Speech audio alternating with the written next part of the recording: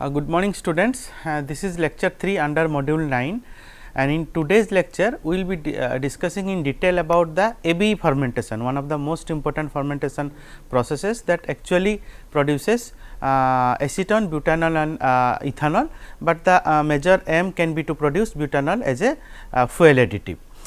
So, let us begin. So, recent concerns about depleting crude oil reserves, environmental impact of fossil fuels and national security threats have prompted increased interest in the development of alternative fuels. Biobutanol derived from sustainable renewable sources such as lignocellulosic biomass has emerged as a promising renewable drop-in fuel.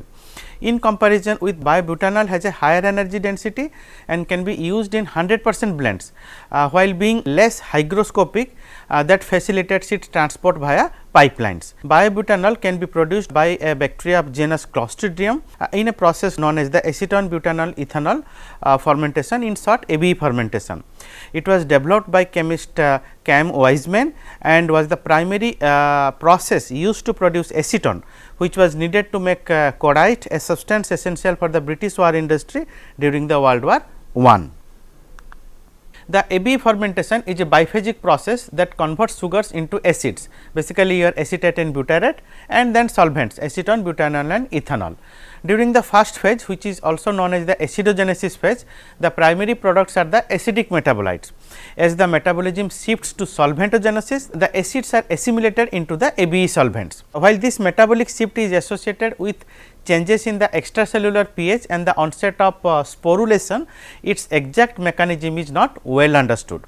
Recent experiments have shown that enzyme regulation plays a key role in the phase shift. The ABE fermentation is also dependent on various culture conditions such as pH, nutrient shortage, product inhibition, media composition as well as the redox state. The most prevalent Clostridium bacteria for the ABE fermentation are Clostridium acetobutylicum and Clostridium weissenii. Though the more recent species mentioned here, the Clostridium saccharoporbutyl acetonicum N14 strain has garnered a lot of interest due to its high butanol yield capacity. So, we will discuss about the fermentation pathway and the kinetics of the ABE fermentation route. The metabolic pathway I have shown in here, we will just go to the next slide. You can have a close look here. So, this is the metabolic pathway of the ABE fermentation, okay. That is the Clostridium acetobutylicum strain image, okay, microscopic image. So, this is the acid fermentation phase here, where we are getting acetate and butyrate, and here the yellow portion is the solventogenesis phase or the solvent fermentation phase, in which we are getting the solvents of our interest ethanol, acetone and butanol. Okay. So, let us discuss how it is happening basically. So, initially the substrate glucose is converted to acetate and butyrate as the metabolism undergoes the acidogenesis. Due to the generation of the acidic metabolites, the external pH of the culture decreases until the cellular metabolism shifts to solventogenesis, a phase in which the acids are assimilated into acetone, butanol and ethanol. Although the shift is associated with an external pH drop, its exact mechanism is not fully understood. As solventogenesis proceeds, the solvents eventually become toxic to the strain, Clostridium strain. Now, in particular butanol begins to disrupt the cellular membrane fluidity at a concentration levels just at you can say that 8 to 10 grams per liter. So, let us see how it happens actually. This is the main metabolic pathway. So, the glucose get converted to fructose 6P with the help of ATP, the adenosine triphosphate, the energy molecules, and it again generates ADP, right. Now, in the second phase the fructose 6P is getting converted to glyceraldehyde 3P again with the help of a ATP, right. And similarly, that glyceraldehyde 3P is getting converted to pyruvate, the most important molecule of the this fermentation pathway, right. That pyruvate gets converted to acetyl coenzyme A with the help of enzyme coenzyme A, and it produces 2 carbon dioxide molecules. Now, this acetyl coenzyme A can gets into different pathways. So, one pathway is this okay, where we get actually the acetate and butyrate, which is known as the acidogenesis part. Now, if you see this also, there is a shift to here. Now, all these thing depends upon the process conditions, your pH and other parameters. So, that goes to the solventogenesis phase, where you get the ethanol, acetone and butanol. Now, acetyl coenzyme A part also can be converted to acetyl coenzyme A, then 3-hydroxybutyryl A, crotonyl coenzyme A, and then finally butyryl coenzyme A. Now, this butyryl coenzyme A again goes back to two different pathways. So, one is solventogenesis pathway, where we directly get butanol, okay, and here we get butyrate under the acidogenesis part. Okay. So, the toxicity of butanol to Clostridium possesses a key challenge, since it limits the product titer.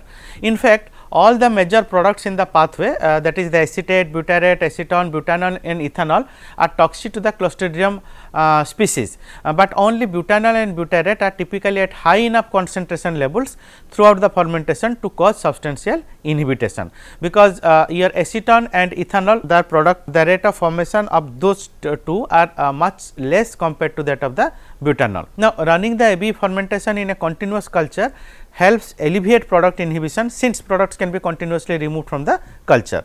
Product removal enables achieving a higher product titer, since the reactions are shifted towards the products, and this is what actually we wish to happen. So, continuous culture of course solves that problem. However, it has also its inherent some issues. Okay.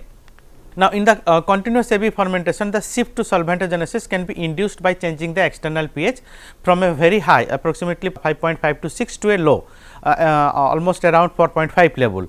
Now, although there are 100 different genes are upregulated after the switch to solventogenesis, the primary enzymes relevant to solventogenesis are encoded by the genes acetoacetate decarboxylase, which is known as the ADC, alcohol aldehyde dehydrogenase ADHE, and then butyrate acetoacetate CoA transferase, okay, CTFA-B.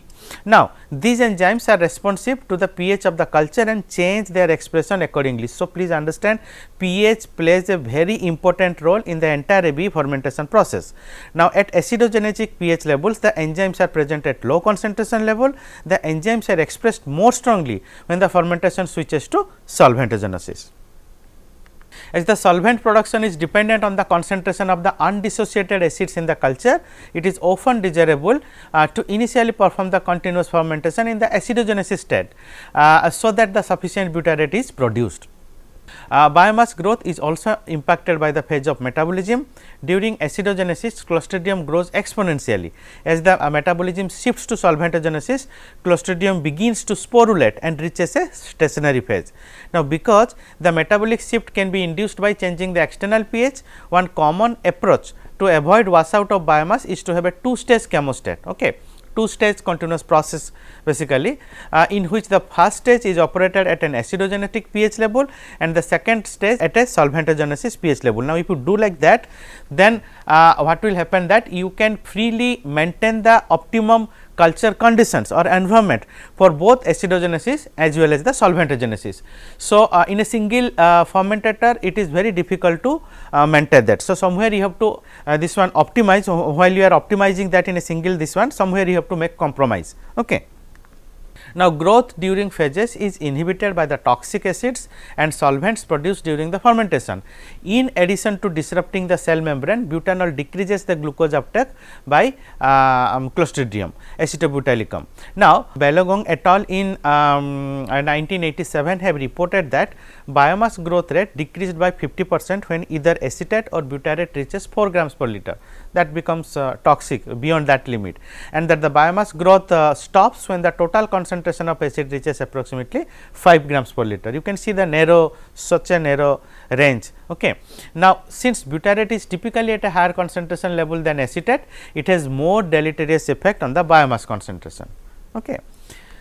So, let us understand the general cell cycle of the Clostridium acetobutylicum, okay, with its different cell forms and the major products during the acidogenesis and solventogenesis, how it actually happens, that growth phase of the Clostridium species. So, we can start that.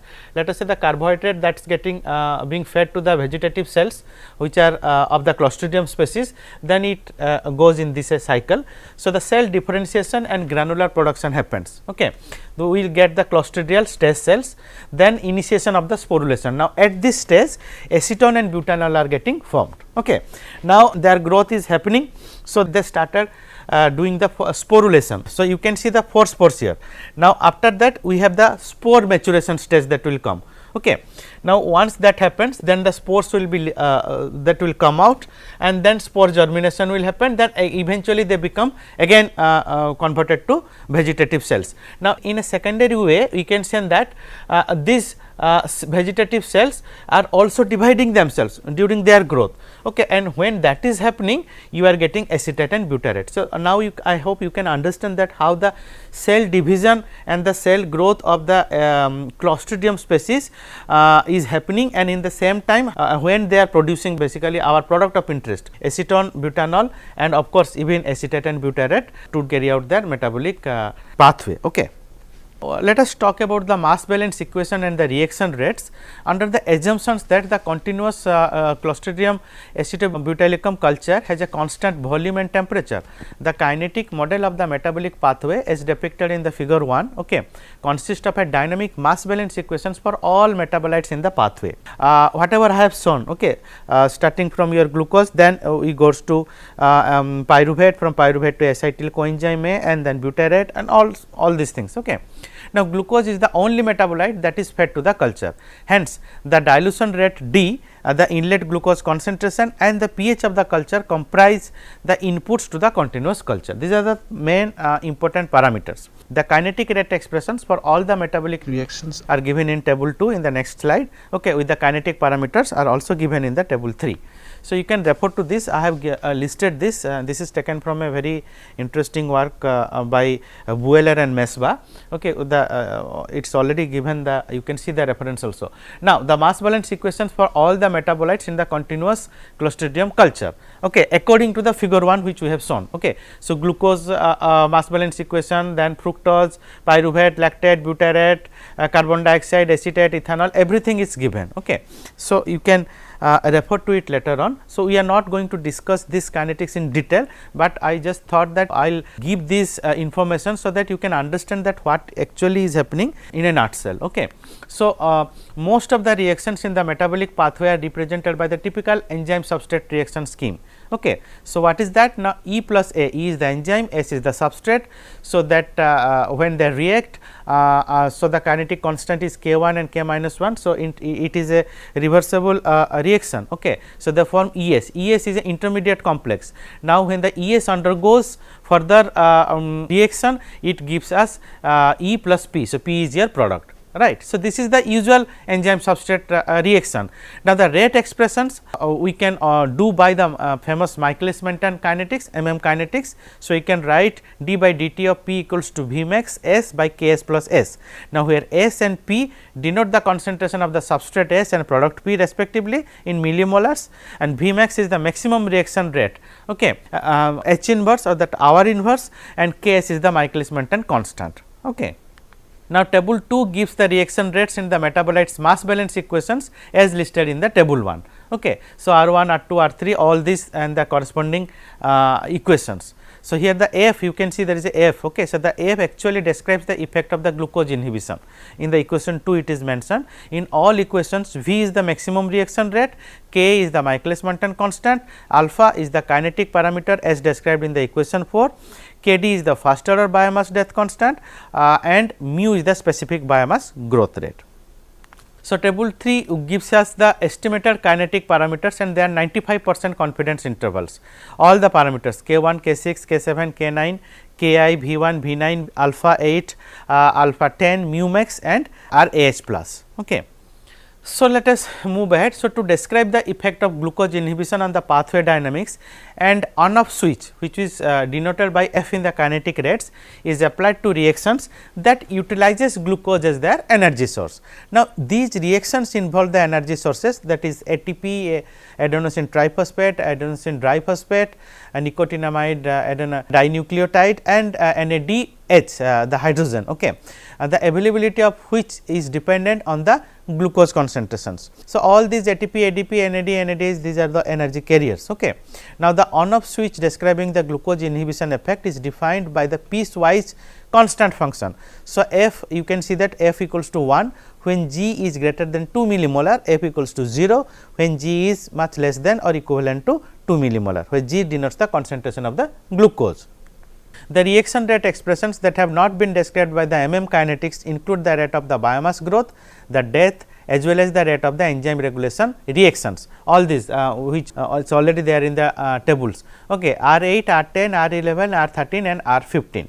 So, let us talk about the biomass growth and death. The dynamics of the biomass concentration in the continuous Clostridium acetobutylicum culture are governed by the biomass growth rate Rx and the death rate Rd. The biomass death kinetics are described by a first order expression. On the other hand, biomass growth is dependent on the metabolic phase of the fermentation and consequently on the culture pH as well as the concentration of the inhibitory metabolites. The biomass growth is described by the monokinetic expression Rx equals to mu Gx by Kx plus G, where the observed specific growth rate of the biomass mu is defined by mu equals to mu x, f t, f is a function basically of the Bn, B and pH. Now, mu max being the maximum specific growth rate and the function of this that function, okay, f t of that Bn, B, pH being the total inhibition function that accounts for the inhibitory effects of the butanol, butyrate and the culture pH. So, this function tells us the inhibitory effect of the three components. First is the butanol, second is the butyrate and third is the pH, okay, on biomass growth. So, the total inhibition function is defined as f t equals to f b n, f b and f pH, where f b n, f b and f pH denote the inhibition functions for the butanol, butyrate and pH effects respectively independently. Okay. Let us now discuss about the enzyme regulation. Since the upregulation of the enzyme ADC, ADHE and CTFAB is dependent on the pH, the metabolic reactions involving these enzymes cannot be described by the kinetics. Now, it is assumed that the total enzyme concentration in the culture does not remain constant. The mass balance for each enzyme is written as d by dt of E equals to Re plus Re plus H minus dE.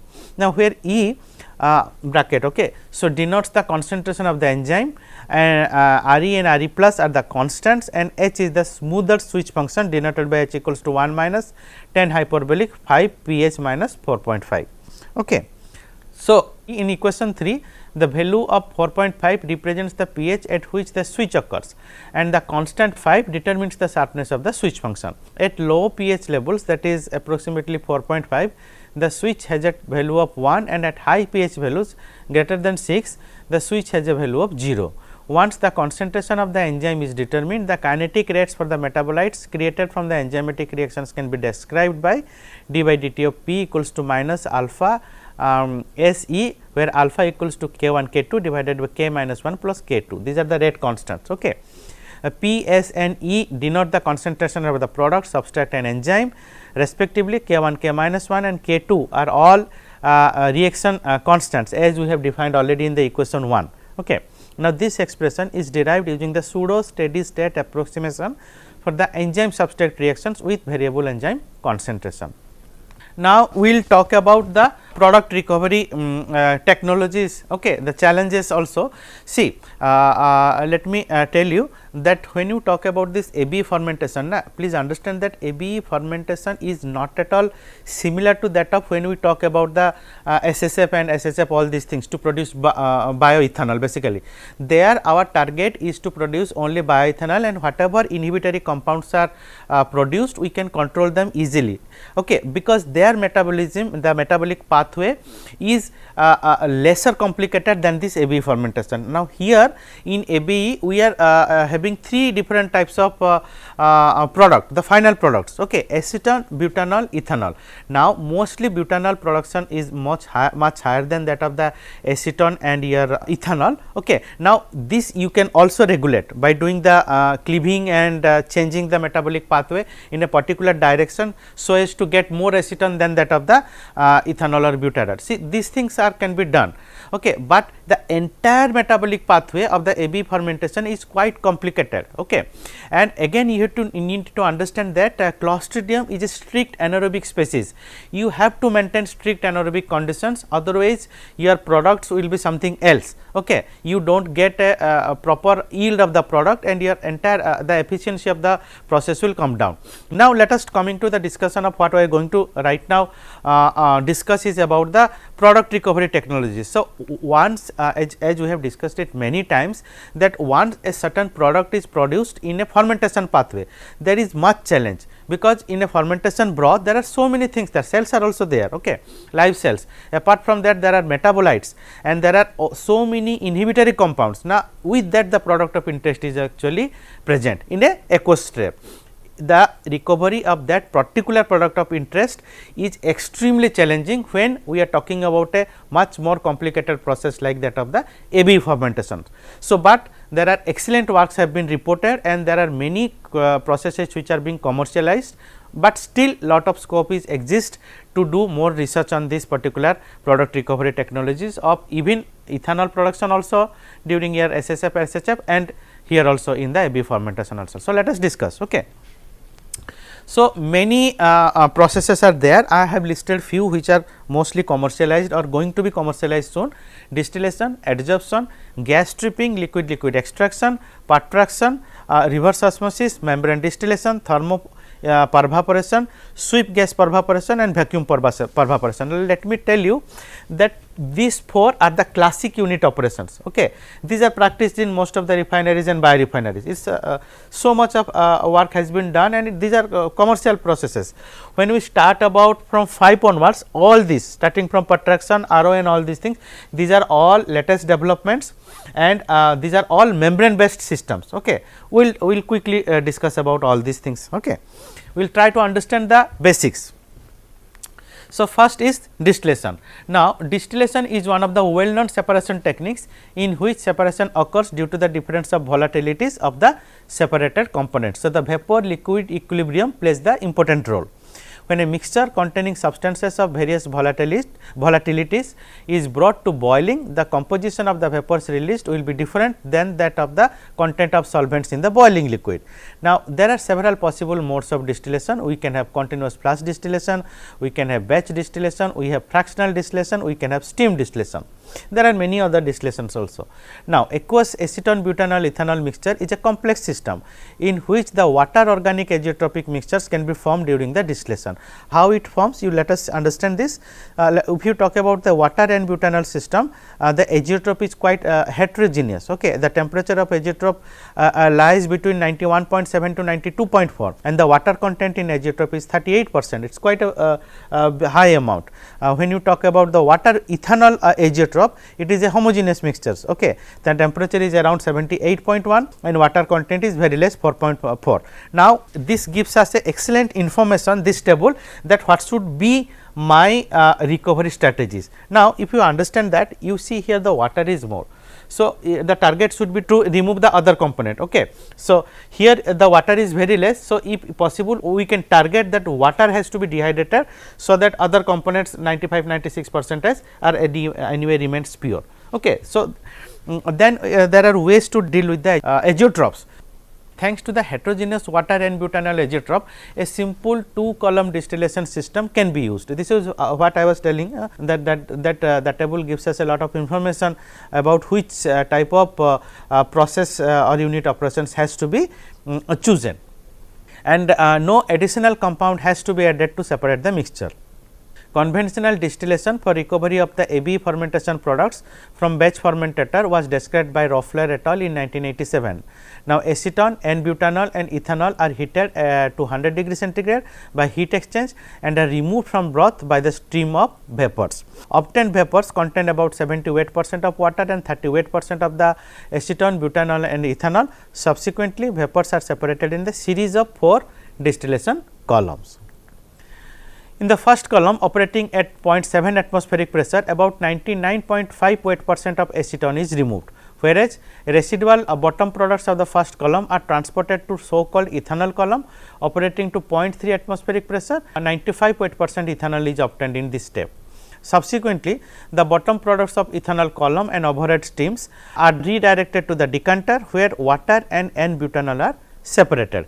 The water phase with 9.5 weight % of N-butanol content is transported to water stripper, whereas N-butanol rich phase with approximately 23 weight % water content is redirected to N-butanol stripper. In the N-butanol stripper, 99.71% N-butanol is obtained. I hope you got a understanding of how distillation can help us to remove and purify acetone, butanol and ethanol. Okay. Now, this is a process flow diagram of the batch fermentation for production of butanol, acetone and ethanol. Okay. So, the molasses that goes to the feed tank, feed mixture tank, and you supply the required amount of water and other nutrients, which are much more important, some micronutrients for the fermentation, right. So, you need to do some sterilization, then it goes to the batch fermenter. From here the broth source tank. So, whatever it is there, it is being feeded to a stripper. Now, from the stripper the stillage, there are stillage evaporators. So, it goes through a series of evaporators and finally, we get a dried stillage storage. It can be also a value added product if you go for further processing. Now, whatever is the top portion is being collected from the stripper. So, this goes to different types of unit operations. So, in the first water stripper, it can be stripped, and then whatever you go we get is the butanol rich phase, that can goes to another butanol stripper and you get the butanol, pure butanol, right. Similarly, the other fraction goes to the acetone and ethanol column, from where you get ethanol and acetone, purified acetone and ethanol. So, the next is flash fermentation. So, Mariano et al. Described the flash fermentation, that is the continuous fermentation with a integrated ABE recovery. Now, in this particular design, a bioreactor worked at atmospheric pressure, whereas broth was continuously circulated to a vacuum chamber. You can see this is a much simpler process than that of the what I have shown you the earlier slide. See, this is your fermenter, here your continuous feed is there, its continuous fermentation is happening, then it goes to the vacuum section or a vacuum chamber, where whatever we are getting, that is in the top section, is the ABE enriched vapor and fermentation gases, and whatever the liquid product we are that is getting condensed is the liquid stream depleted in ABE. It can be recirculated back to the fermenter and can be used as a while preparing for the fermentation media. Now, whatever the ABE enriched vapor, so this goes to the absorber tower, from where please understand that it is not a single absorber, there may be multiple absorbers. So, you get carbon dioxide, hydrogen from the top, and you get the this one, and whatever you are getting this actually from the bottom product, that goes to the series of distillation towers, where you can purify your acetone, butanol and ethanol. So, the bioreactor worked at atmospheric pressure, whereas broth was continuously circulated to a vacuum chamber. In the vacuum chamber, acetone, N-butanol and ethanol were boiled up and condensed. Proposed technology allowed to produce 30 to 37 grams per liter of N-butanol, which is a good yield. So, distillation is nowadays the most popular technique used in the industry for ABE fermentation product recovery. However, this technique possesses several disadvantages. The first and foremost important thing is high investment cost. The capital investment is very high. High energy consumption, because we need to produce steam to do the distillation, and of course, the selectivity is low. Now, due to this fact, other product recovery techniques are also being investigated. The next one is adsorption, is also a very important unit operation. So, it is described as a process in which particles from a liquid or a gas mixture are preferentially attached to a solid surface. So, Levario and co-workers investigated adsorption of ethanol and N-butanol on mesoporous carbons with surface areas ranging from 500 to 1300 meter square per gram. It was found that N-butanol was adsorbed more efficiently compared to ethanol on each of the tested mesoporous carbons. It was also found that capacity of alcohol adsorption increased with an increase of the adsorbent surface area. Moreover, applied mesoporous carbons were thermally and chemically stable during performed measurements. Wayne et al. In 2014 applied expanded bed adsorption method, which is widely used in some of the biorefineries and refineries of course. for the in situ removal of the butanol from ABE fermentation broth. If you recall, we just discussed that the process dynamics should be in such a way that if you continuously remove your butanol, then butanol will not inhibit the fermentation pathway. So, macroporous hydrophobic polystyrene co-divinyl benzene resin was used in this study as butanol adsorbent. After 38.5 hour of the process, 27.2 grams per liter and 40.7 grams per liter of butanol and total solvents were produced, which is little less compared to other one, but it is a good yield. Now, efficiency of the total solvent production was improved in expanded bed adsorption method almost 2.3 fold compared to the traditional batch fermentation. Now, at the same time, butanol production was increased to 2.2 fold. Authors recovered 81% of butanol from fermentation broth using the EBA technique recovery. Now, all the adsorbents used in adsorption technique possesses high selectivity towards butanol over water. There are several problems during ABE fermentation products recovery by adsorption. One of them are difficulties in sorption of organic compound previously adsorbed on the sorbent. Several separation methods should be used to realize this process. Additionally, bacteria can also adhere to the adsorbent and decrease the adsorption efficiency, especially if the adsorbent is recycled, and anyway you have to regenerate the adsorbent and recycle it to take care of the entire process economics. So, the next one is gas stripping. Now, gas stripping is a separation method which enables selective removal of volatile components from the ABE fermentation broth. Now, in this technique, gas is sparged into the fermenter and volatiles are condensed and subsequently recovered from the condenser. Application of this technique is possible due to the volatile properties of the ABE. The gas stripping process possesses several advantages over other removal techniques, such as the simplicity and low cost of operation, and its efficiency is not disturbed by fouling or clogging due to the presence of biomass. Moreover, gases produced during the fermentation, that is carbon dioxide and hydrogen, can also be used for the ABE product recovery by the gas stripping. Only volatile products are removed from fermentation broth, and due to this fact the reaction intermediates, which is your acetate and butyrate, are not removed from the fermentation broth and are converted almost entirely into the ABE, which is a win-win situation actually, right. However, one of the disadvantages is that the tiny bubbles which are produced during the gas stripping create excessive amounts of foam in the bioreactor. So much of foaming takes place. Now, such a process results in the necessity of addition of anti-foaming agent which can be toxic to bacteria. So, these are complicated issues, but you have to add the anti-foaming agent at a certain concentration, so that it will not create a toxicity problem for the bacteria. Now, this in turn results in overall lower productivity of the ABE fermentation. These are the issues this needs to be taken care of. Now, Aziz et al. In 2005 tested the influence of various parameters such as the presence of acetone and ethanol, gas recycle rate, bubble size on the performance of ABE recovery from the fermentation broth. It is a excellent work. Reference is given in the bottom of the slide. It was found that the application of sparger gas stripping mode resulted in creation of much amounts of foam in the bioreactor, which caused necessity of the addition of more anti-foaming agent in comparison with the impeller module. When you sparge the gas, you are sparging to create bubbles, that is the reason why the foaming will be more. But when you used impellers, which are mechanically driven impellers basically, then the foaming will be less. But when you talk about the gas stripping mode, it is always a preferred mode when you do not have a what you can call a live system or fermentation. If you are only carrying out some chemical reaction and all, so it is much more advantageous, because you continuously generate bubbles, the bubbles coils, then they break, again they coils, they break, like in that way they create a huge mass transfer area.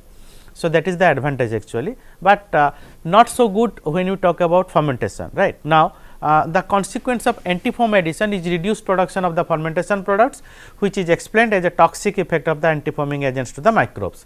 Authors found that gas recycle rates of 80 centimeter cube per second and a constant gas stripping rate of 0.058 per hour are sufficient to maintain the N-butanol concentration below toxic levels during the run of the ABE fermentation.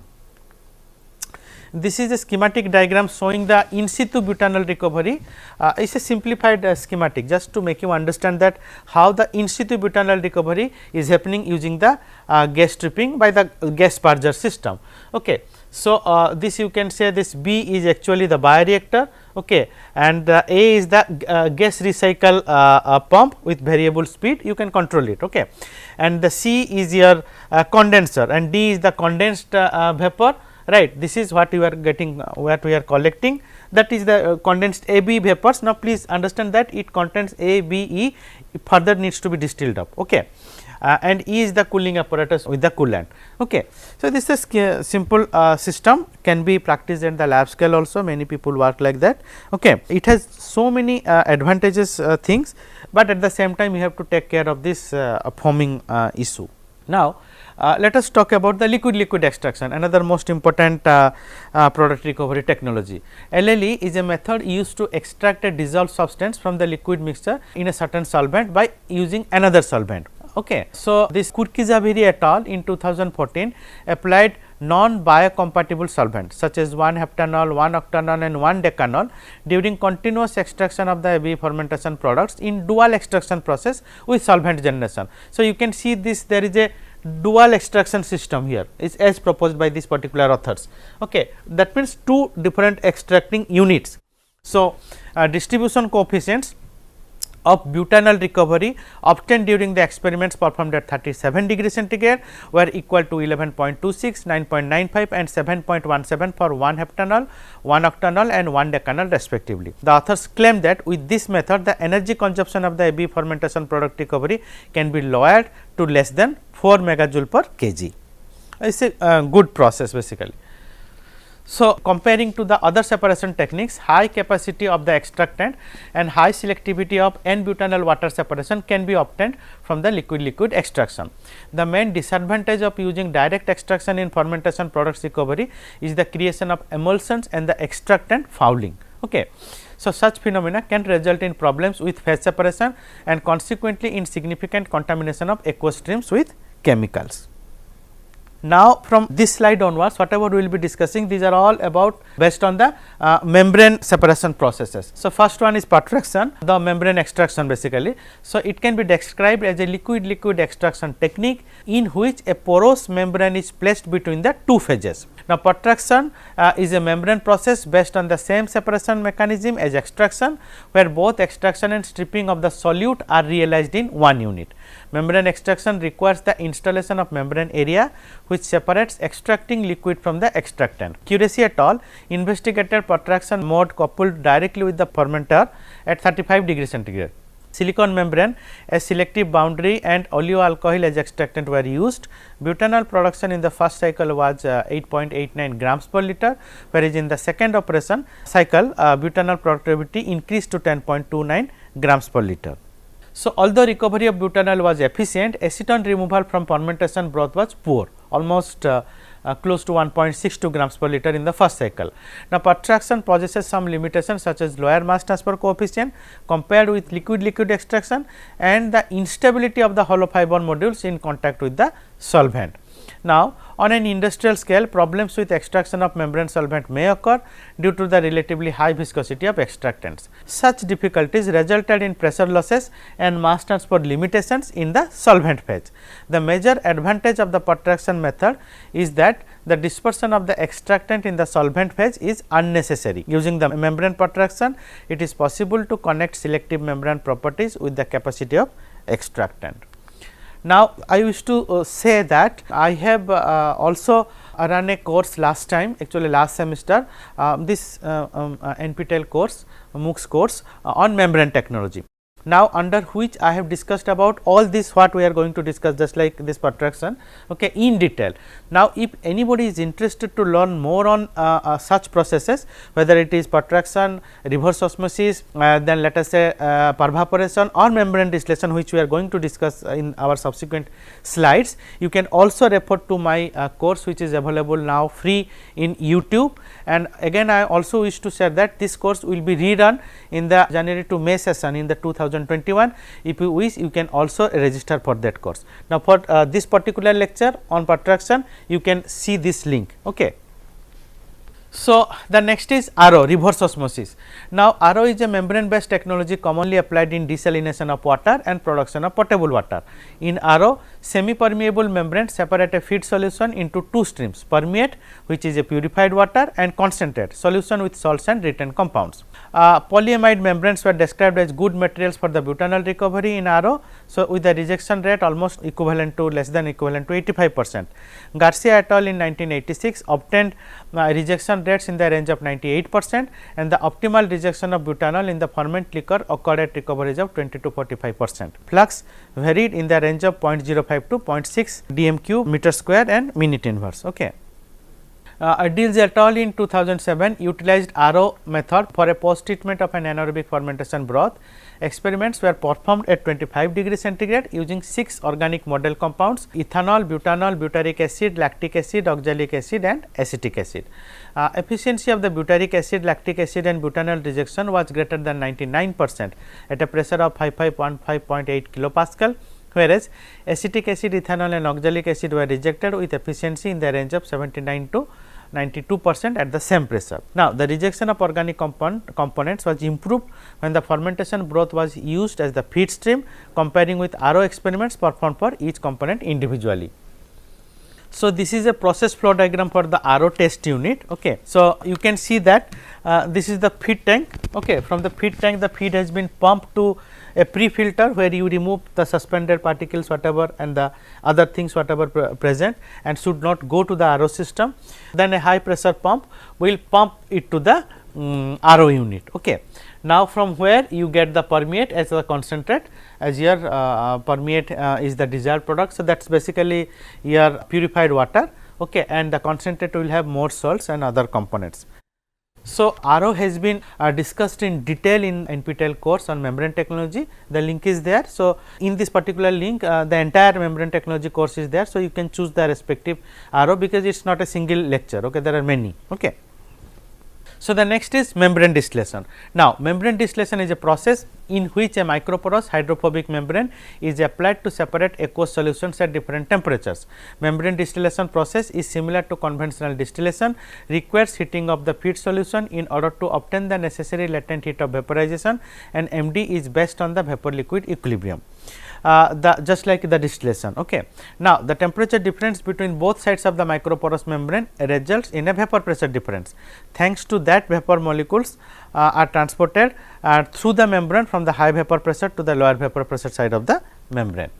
Membrane used in membrane distillation process should be highly porous, of course, almost close to or more or greater than that of the 70%. Moreover, membrane wetting cannot occur and only vapor should be transported through the pores of the membrane. 5 various membrane distillation modes are described in literature and it is there in my lecture also.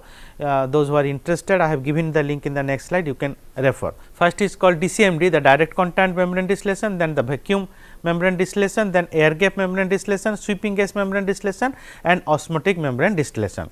Most of the membranes used in MD are manufactured from highly hydrophobic polymers such as PVDF, PTFE, then polyethylene and polypropylene. So, this is a schematic representation of the experimental apparatus of the membrane distillation. Now, Geta et al. In 2000 tested properties of the batch fermentation producing ethanol with membrane distillation recovery method. The authors used porous capillary polypropylene membranes to separate volatile organic compounds from fermentation broth. Which was supposed to increase productivity or efficiency of the fermentation process. The efficiency of fermentation broth combined with membrane distillation was 0.4 to 0.51 grams ethanol per gram of sugar and the production rate of 2.5 to 4 gram ethanol per dm³ hour. So, again I have given the link here of the membrane distillation, it is a single lecture. Okay.